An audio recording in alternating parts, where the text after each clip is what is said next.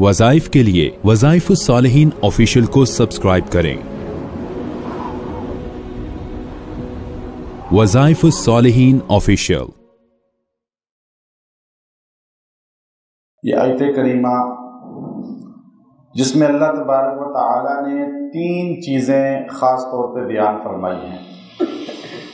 جو لوگ واعظ کہتے ہیں، بیان کرتے ہیں، یا مدرس ہیں، تعلیم تربیت کرتے ہیں، استاد ہیں، ٹیچر ہیں،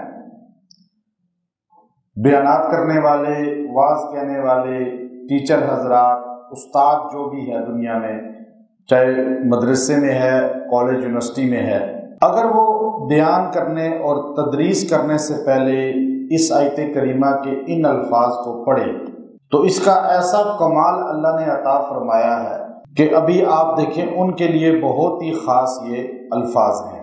اور خاص طور پہ جن کو سبق یاد نہیں ہوتا، کوئی بھی چیز یاد نہیں ہوتی، حافظہ کمزور ہو گیا ہے، ان کے لیے بھی اس میں بڑی اللہ نے ایک تاثیر رکھی ہے۔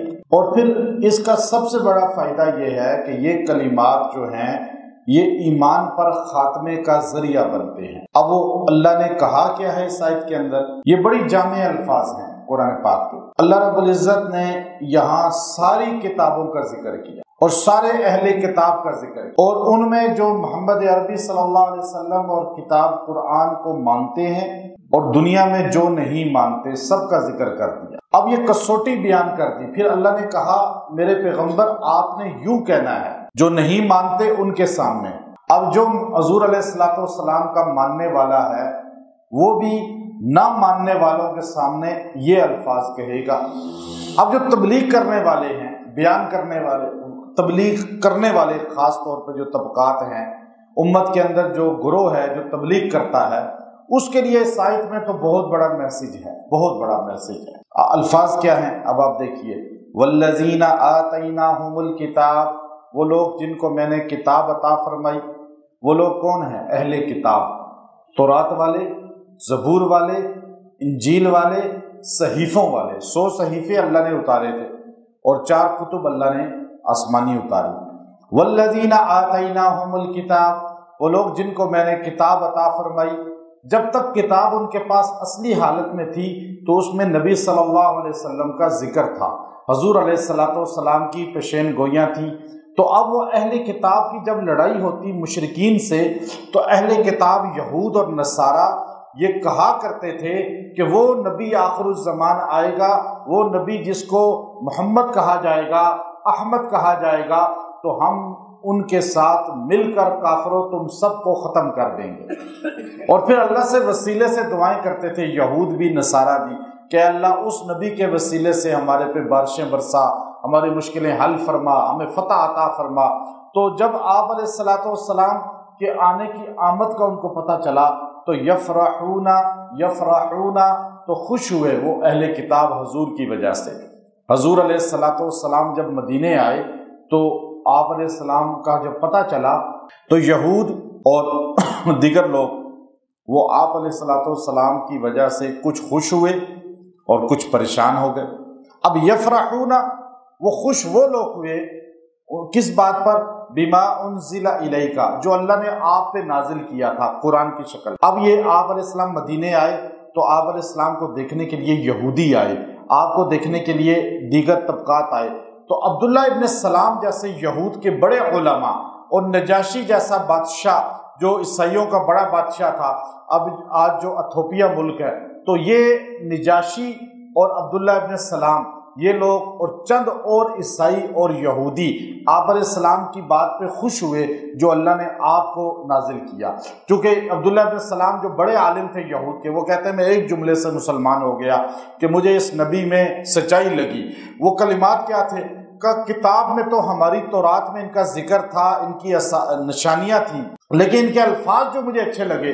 آپ علیہ السلام مسجد قباء کے باہر جو پچھلی طرف حصہ ہے وہاں بیٹھے ہوئے تھے اور صحابہ آ کے آپ کے ہاتھ پہ بیعت کر رہے تھے، تو آپ علیہ السلام کے الفاظ جو پہلی زبان سے اس یہودی عالم نے سنے، آپ نے فرمایا اطعموا الطعام وصلوا الارحام وصلوا باللیل والناس نیام ادخلوا الجنۃ بالسلام۔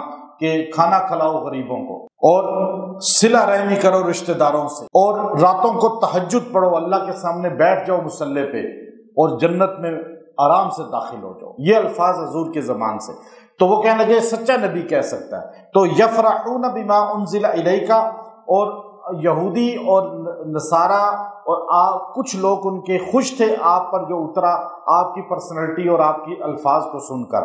لیکن ومن الاحزاب، لیکن کچھ گروہ ایسے تھے، کچھ بہت سے ایسے تھے یہودیوں میں، عیسائیوں میں بہت سے لوگ ایسے تھے، من ینکر، جو انکار کرتے تھے، نہیں مانتے تھے، بعضہ، آپ کی بعضی باتوں کو۔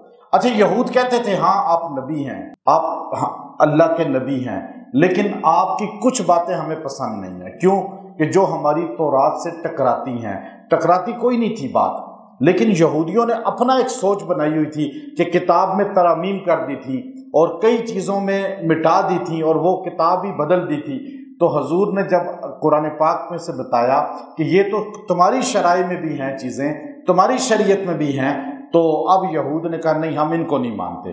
اب من ینکر بعض باتوں کا انکار کر دیا۔ اچھا، وہ باتیں کون سی تھی؟ امام ابن کثیر کہتے ہیں، یاد رکھیں اللہ کی ایک توحید ہے، ایک نبی کی رسالت ہے، یہ دو چیزیں ہیں۔ اچھا، توحید میں دو اختلاف کی قسمیں ہو سکتی ہیں، توحید اور رسالت میں دو اختلاف امت میں آج بھی ہیں۔ ایک اصول میں اختلاف، پوری دنیا میں مسلمان جتنے ہیں اصول میں اختلاف، اور ایک فروع میں اختلاف۔ میں آپ کو ایک خاص بات بتا رہا ہوں، اصول کہتے ہیں بڑے اختلاف کو، فروع کہتے ہیں چھوٹے اختلاف کو، چھوٹے اختلاف کو۔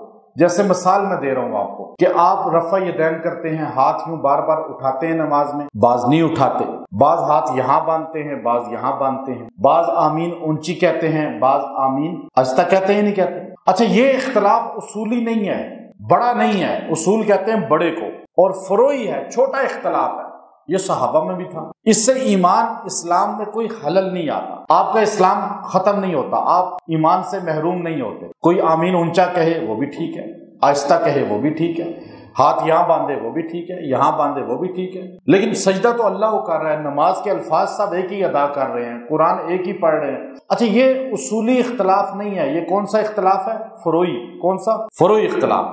یہ امت میں رہے گا، اور یہ 1400 سال سے ہے نہیں، یہ آدم علیہ السلام سے چلا آ رہا ہے، ہر نبی میں رہا، امتوں میں، ہر نبی کی امتوں میں۔ اور حضور کے صحابہ میں حضرت ابن عباس رضی اللہ تعالیٰ عنہ وتر کی 3 رکعت پڑھتے تھے، حضرت معاویہ 1 رکعت پڑھتے تھے، بخاری شریف آپ دیکھیں۔ تو یہ فروعی اختلاف ہے، لیکن اصولی اختلاف امت میں کبھی نہیں ہوا، اصول میں اختلاف ہو ہی نہیں سکتا۔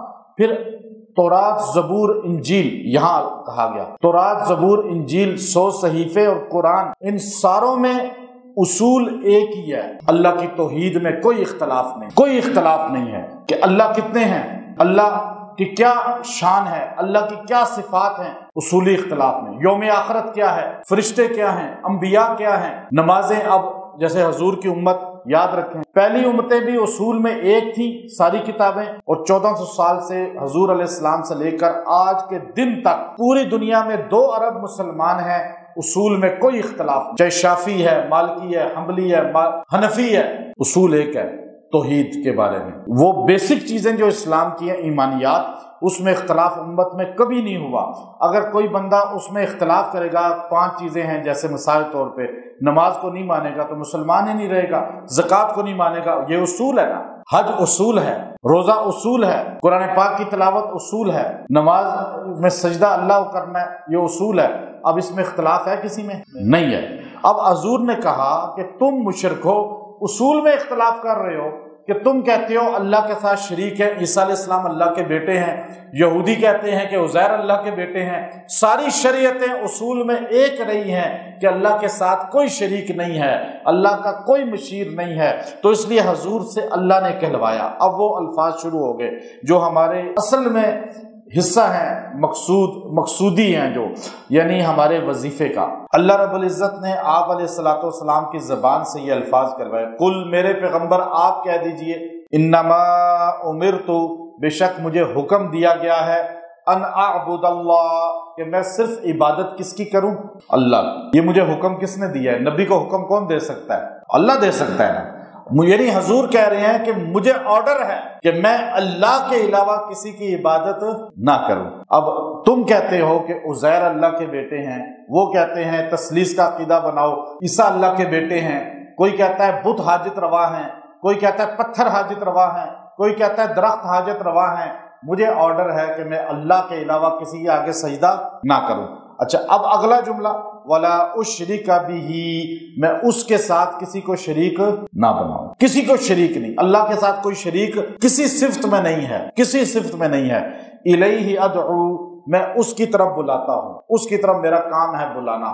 نبی کا کام کیا ہے؟ إِلَيْهِ أَدْعُو، اللہ کی طرف بلانا۔ اب یہ جو اللہ کی طرف بلاتا ہے وہ اصل میں نبی کا کام کر رہا ہے، وہ نبی کے کام والا ہے۔ جو اللہ کے غیر کی طرف بلائے گا تو وہ حضور کے کام والا نہیں۔ تو حضور کا کام کیا ہے؟ اللہ کی طرف بلانا، آخرت کی طرف بلانا، قرآن کی طرف بلانا، توحید کی طرف بلانا۔